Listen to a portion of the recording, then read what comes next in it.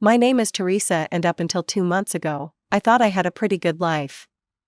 I'm 31, married to my husband Mark for 5 years, and we've been saving for our own place for the last 3.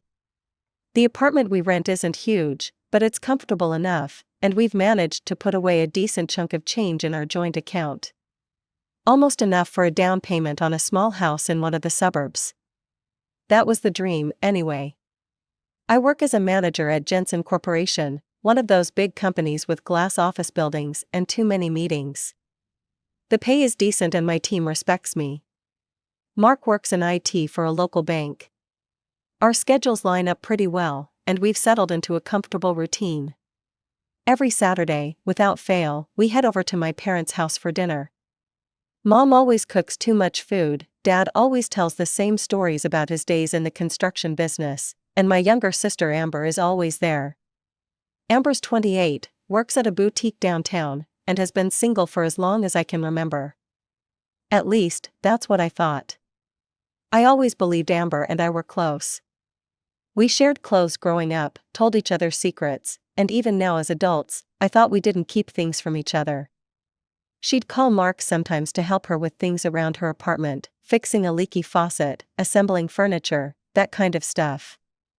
I never thought twice about it. Why would I? She's my sister and he's my husband. I trusted them both completely.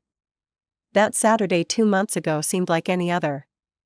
Mom made her famous pot roast, Dad complained about the neighbors, and Amber was telling us about some difficult customer at the boutique. Oh, by the way, Amber said as we were clearing the table, I hate to ask, but my front door lock is acting up. Mark, do you think you could come by tomorrow and take a look at it? Mark glanced at me. We'd been planning to go to this farmer's market I'd been wanting to check out for weeks. Sure, I can help, he said before I could remind him of our plans. That's so great of you, Amber smiled, touching his arm lightly. I really appreciate it. I swallowed my disappointment. We were going to go to that farmer's market tomorrow, I reminded him. Oh, I'm sorry, Amber said, though something about her tone didn't quite match her words. I don't want to mess up your plans. No, it's fine, I said, because that's what you do for family, right? The market will be there next weekend too. You're the best, sis, Amber said, giving me a quick hug. The next morning, Mark left early to go help Amber. He texted me around noon saying the lock was more complicated than he thought and it might take a while. I spent the day cleaning the apartment and catching up on some work. He didn't get home until almost dinner time, claiming they'd had to go buy parts and then grab lunch since the repair took so long. I didn't think much of it at the time, that's how much I trusted them both. In the weeks that followed, though, I started noticing changes in Mark. He was constantly on his phone, texting someone with a small smile on his face. When I'd walk into the room, he'd quickly put the phone down or switch apps. He started working late more often. Our conversations became shorter, more distracted. Is everything okay? I asked him one night as we were getting ready for bed. You seem preoccupied lately.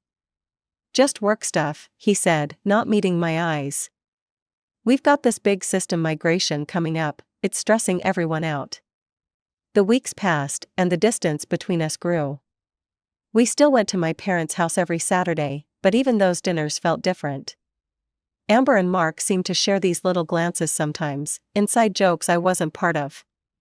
Once, I caught my mom watching them with this strange expression on her face, not surprise or concern, but something else I couldn't quite place.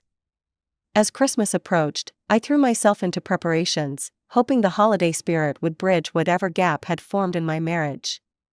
Mark and I picked out gifts for everyone together, and I spent hours wrapping them perfectly. I even found this vintage watch for Mark that he'd been eyeing for months, hoping it would remind him of better times. Christmas Day arrived, crisp and bright with a dusting of snow. Mom and Dad's house was decked out in lights and garlands, and the smell of pine and cinnamon filled every room. Relatives I hadn't seen in months milled around with eggnog and wine, catching up and exchanging presents. Mark and I arrived together, but he drifted away from me almost immediately, helping my dad set up the new sound system he'd gotten. I found Amber in the kitchen, arranging cookies on a platter. "Merry Christmas," I said, handing her the small, perfectly wrapped package containing the silver bracelet I'd chosen for her. "Oh, thank you," she exclaimed, giving me a tight hug that felt somehow performative. "I have something for you too, but also a surprise for everyone later." She looked almost giddy, her eyes bright with excitement. "What kind of surprise?" I asked. "You'll see," she said with a secretive smile. "I think it's going to change everything." Everyone gathered around the dining table for Christmas dinner. My parents' home felt warm and festive, but something in the air made me uneasy. Amber kept glancing at Mark with this weird little smile, and he looked nervous, constantly adjusting his collar and avoiding my eyes. After Mom served her traditional ham and all the sides, we settled in to eat. The conversation flowed around me, but I felt disconnected from it all, like I was watching a movie of someone else's family holiday. "I'd like to make an announcement," Amber said suddenly, tapping her glass with a spoon. The room fell silent as everyone turned to look at her. "I have some exciting news to share with all of you today." She stood up, practically glowing, and placed a hand on her stomach. My first thought was so innocent, maybe she'd finally met someone? But then I noticed my parents weren't looking surprised at all. They were smiling, like they already knew what she was about to say. "I'm pregnant," Amber announced. The room erupted in applause and congratulations. Relatives rushed to hug her, asking questions about due dates and nursery colors. I sat frozen, my mind racing. Amber wasn't dating anyone that I knew of. How could she be pregnant? "That's wonderful news, honey," my mother said, but there was something rehearsed about it. "Who's the father?" my cousin Jake asked the question everyone was thinking. Amber's eyes found mine across the room. "Well, that's the second part of my announcement," she said, her voice softening. "The father is Mark." The world stopped. I heard the words, but they didn't make sense. My husband? The father of my sister's baby? I turned to look at him, waiting for him to laugh, to say it was all a sick joke. But he just sat there, staring at his plate. "Mark," I finally managed to say, my voice barely a whisper. He looked up at me then, his face a mask of guilt. "It just happened, Teresa. I didn't plan it, but I have to take responsibility." "Just happened?" I repeated, my voice rising. "Things like this don't just happen, Mark." I looked around the table. Everyone was watching us like we were some kind of Christmas drama special. My parents didn't look shocked at all. They knew, they'd known all along. "You're all in on this?" I asked, standing up so quickly my chair fell backward. "My sister and husband are having a baby together, and you all knew about it?" "Teresa, please calm down," my mother said sharply. "Don't make a scene." "Don't make a scene," I laughed, a horrible sound that didn't feel like it came from me. "My husband got my sister pregnant, and I'm not supposed to make a scene?" "You're overreacting," Amber said coolly. "These things happen, we didn't plan it." "These things happen?" I repeated, incredulous. "No, Amber, sisters don't sleep with their sisters' husbands, that doesn't just happen." "Don't talk to your sister that way," my father said sternly. "She's going to be a mother, you should be happy for her." I couldn't believe what I was hearing. Happy for her? "Are you serious right now?" "She's been sleeping with my husband." "Teresa," my mother said in that tone she used when I was a child and had embarrassed her in public. "Your sister is giving us a grandchild, this is a blessing." I looked from my mother to my father to Amber, and finally to Mark. None of them seemed to understand the magnitude of their betrayal. It was like I'd stepped into some alternate universe where loyalty meant nothing. "You're all traitors," I said, grabbing my coat and purse, "every single one of you." "Don't be so dramatic," Amber called after me as I headed for the door. "You're totally overreacting to this." I slammed the door behind me and sat in my car, tears streaming down my face. My phone showed it was only 3:30 p.m. on Christmas Day. The day that had destroyed my life. I drove back to our apartment, Mark's and mine, in a daze. Once there, I moved on autopilot, pulling out suitcases and throwing in my clothes, toiletries, everything I could think of that was mine. I didn't want to be there when Mark came home. I called my best friend, Rachel, praying she'd answer on Christmas Day. Teresa, what's wrong? She asked, immediately picking up on the distress in my voice. Mark's been cheating on me with Amber, I sobbed. She's pregnant. Can I please stay with you for a few days? I can't be here when he gets back. Oh my God, Rachel gasped, of course you can stay, come over right now. I thanked her through tears, relieved I had at least one person I could still trust. Rachel welcomed me with open arms and a much-needed glass of wine. I told her everything as we sat in her cozy living room, Christmas movies playing unwatched in the background. You need a lawyer, she said after hearing the whole story. I know someone who specializes in family law. I'll call her right after Christmas. Thank you, I whispered, exhausted from crying. I can't believe this is happening. Just remember, none of this is your fault, Rachel said firmly. They betrayed you, not the other way around. That night, as I lay in Rachel's guest bedroom staring at the ceiling, I wondered how my life had fallen apart so completely in a single day. The people I trusted most had been lying to my face for months. The future I'd planned was gone. The days after Christmas passed in a blur. I stayed in Rachel's guest room, barely eating, checking my phone constantly despite myself. Not a single call or text from Mark, my sister, or my parents. It was like I'd been erased from the family, all because I wouldn't smile and accept their betrayal. True to her word, Rachel connected me with her friend Diane, a no-nonsense divorce lawyer who agreed to meet me the day after New Year's. Her office was minimal and practical, just like her approach. So your husband impregnated your sister, Diane said, reviewing my notes. That certainly makes for a clear-cut case of infidelity. What do I do now? I asked. We file for divorce immediately, she said. You mentioned a joint savings account for a house down payment? I nodded. We've been saving for 3 years, almost $75,000. Access that account today and move half into a new account under just your name, she advised. It's marital property, and you're entitled to half, but these situations can get messy fast. I did as she suggested, then had Diane draw up the divorce papers. I opted to have them delivered to our apartment by courier rather than facing Mark myself. I couldn't bear to see him, knowing he'd been sleeping with my sister while planning our future together. A week later, Diane called to say Mark had received the papers and agreed to the terms. No fight, no contest. Part of me was relieved, but another part felt even more betrayed, like our marriage had meant so little to him that he could discard it without a struggle. The divorce proceedings moved forward with surprising speed. Each time I had to attend a meeting, Amber was there, holding Mark's hand, her pregnancy beginning to show. She'd smile at me with this infuriating smugness while Mark could barely meet my eyes.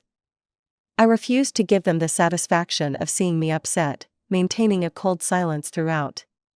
By early March, everything was finalized.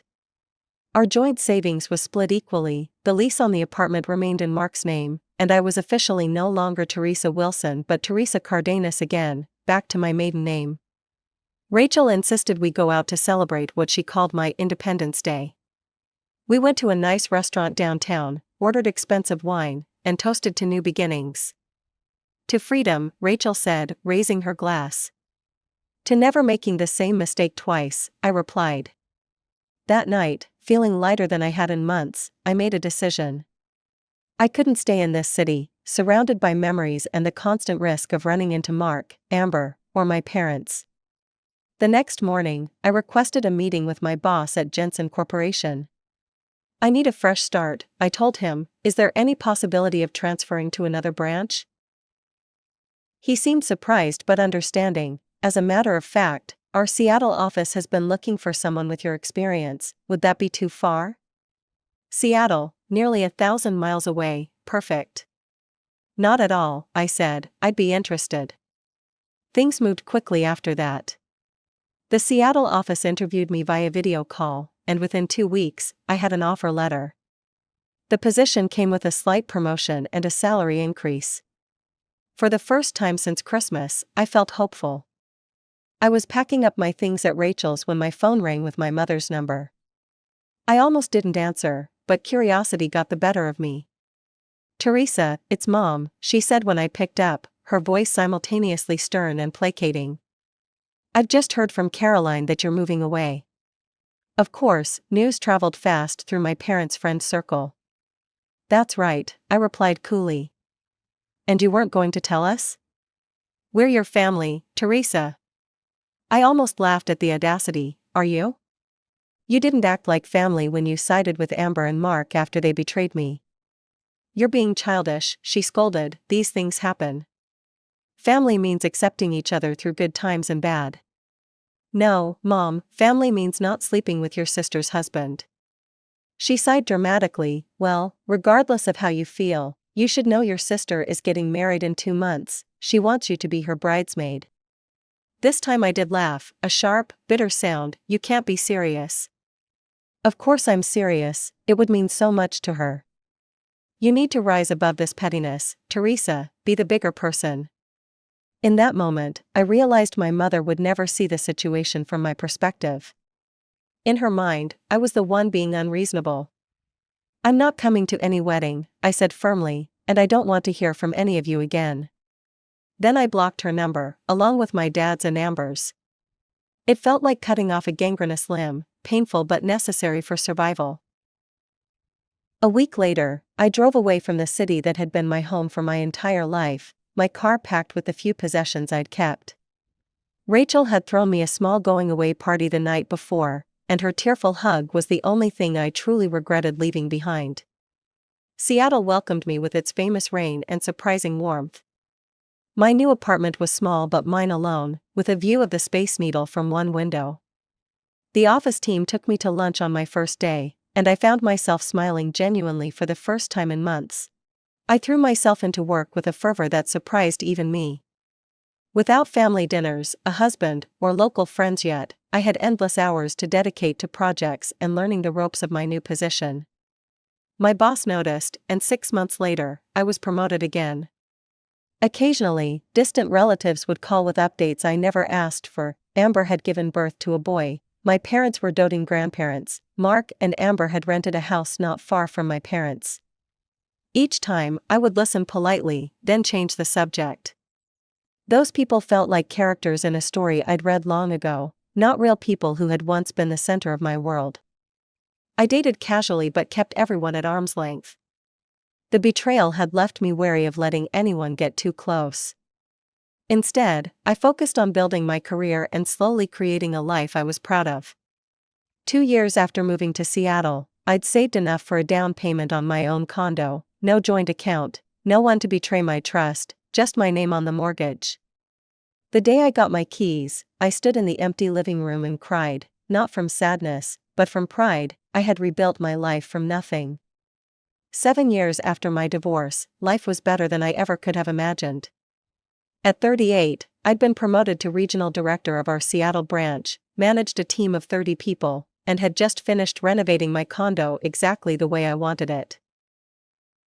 I had a small but loyal circle of friends, a healthy savings account, and the freedom to travel whenever I wanted. I hadn't spoken to my family in all those years. Through distant relatives and old hometown friends, I'd heard bits and pieces. Amber had a second child, another boy, a year after the first. Mark was working at some tech startup. My parents were heavily involved with their grandchildren. Then the calls started. At first, I ignored the unknown number that kept appearing on my phone. After the 4th call in 2 days, curiosity got the better of me, and I answered. "Hello?" I said cautiously. "Teresa, is that you?" My mother's voice, older but unmistakable, came through the line. "Please don't hang up, we need to talk, it's about your sister." I almost ended the call right there, but something in her tone made me pause. "What about her?" "She's sick, Teresa, very sick, terminal." Her voice cracked. "The doctors say she doesn't have much time left." The news hit me like a physical blow. Despite everything, Amber was still my sister, and the thought of her dying young shocked me. "What's wrong with her?" I asked. "Cancer," my mother replied vaguely, "it's advanced." Mark left her after the diagnosis. He couldn't handle it, the coward. "Your father and I are taking care of the boys now." An uneasy feeling crept over me. "Why are you calling me now, after all these years?" My mother hesitated. "We need your help, Teresa." Your father and I are getting older. We were hoping you might consider adopting your nephews. I was speechless. After 7 years of silence, this was why they reached out? You want me to adopt my sister's children? The children she had with my ex-husband, I finally managed to say. I knew you'd react this way, my mother sighed. You've always been so unforgiving, Teresa, so vindictive. Her words stung. Despite everything, I'm not being vindictive, I'm being realistic. You can't possibly expect me to uproot my life to raise my sister's children with my ex-husband. Well, my mother said after a pause, if you won't adopt them, the least you could do is provide financial support. We're struggling, Teresa. Your sister's medical bills, the boys' needs, if you could send $1,500 each month, it would make a world of difference. And there it was, the real reason for the call. I need to think about this, I said cautiously. I'll call you back. I hung up and immediately called my Aunt Linda, my father's sister who had always been kind to me. Aunt Linda, is Amber really terminally ill? I asked without preamble. Teresa, oh, it's so good to hear your voice, she said warmly. About Amber, well, she and Mark did divorce, and she hasn't been seen much lately. Your mother's been telling everyone Amber is very ill, but I haven't seen her myself. That wasn't exactly confirmation. I thanked her and made a call I never thought I'd make again, to Mark. He answered on the second ring. Teresa, is that really you? It's me, I confirmed. I need to ask you something important. Is Amber terminally ill?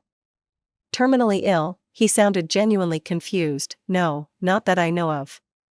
We divorced because she refused to get a job, was spending all our money, and started drinking heavily.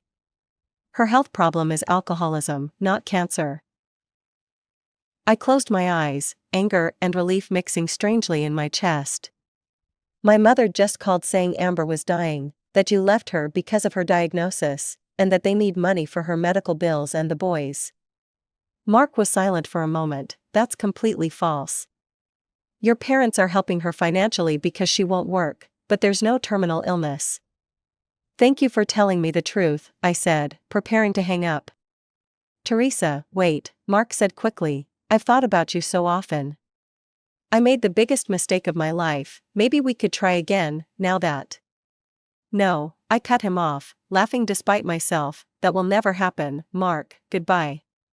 I sat with this new information, my suspicions confirmed. My family was trying to manipulate me for money, using a fake terminal illness as leverage. It was time to confront them face to face. I took a day off work, booked a flight, and rented a car at the airport. I rang the doorbell, heart pounding. My mother opened the door, her eyes widening in shock. Teresa, she gasped, then yelled over her shoulder, John, Teresa's here. The warning was obvious. Hello, Mom, I said calmly, stepping inside uninvited. Where's Amber? She's upstairs, resting. She has good days and bad days, my mother stammered. I headed for the stairs, ignoring my father's awkward greeting. Amber's old bedroom door was closed. I knocked once and entered. The room reeked of alcohol. Amber lay on the bed, looking pale but certainly not at death's door. When she saw me, she quickly pulled the blankets up and put on a weak voice. Teresa, you came. I'm so glad you're going to help us. I stared at her, this sister I'd once loved, now a stranger who had betrayed me in the worst way possible and was still trying to use me. I turned and walked downstairs, where 2 little boys were playing with Legos. My nephews, I realized with a start, they had Mark's eyes. I'd decided to adopt the boys, I announced loudly. My mother and father exchanged alarmed glances. Well, that's very generous, my father began, but maybe it would be better if you just sent us money instead? No, I'd decided that I'll start adopting them tomorrow. We need to act quickly. Teresa, let's not rush the adoption, Mom said quickly. Before I could respond, Amber came flying down the stairs, all pretense of illness gone. You are not taking my children, she shouted, face flushed with anger and alcohol. I laughed, the sound echoing in the suddenly silent house, and there's our terminal patient, making a miraculous recovery. I turned to face my family, these people who had once been my whole world. You should be ashamed of yourselves. Lying about a terminal illness to extract money from me? That's low, even for you. You're rich now, my mother said defensively. You could easily help us. Family helps family. No, I said firmly, family doesn't betray family. Family doesn't lie and manipulate and try to use children as pawns. You made your choices 7 years ago, and I made mine. I'm sticking with mine. I looked at my nephews once more, feeling a twist of sadness for these innocent children caught in this toxic environment, then walked out the door. As I drove away, my phone buzzed with texts from both my mother and Amber, but I deleted them without reading. Some bridges can't be rebuilt, and some people don't deserve second chances.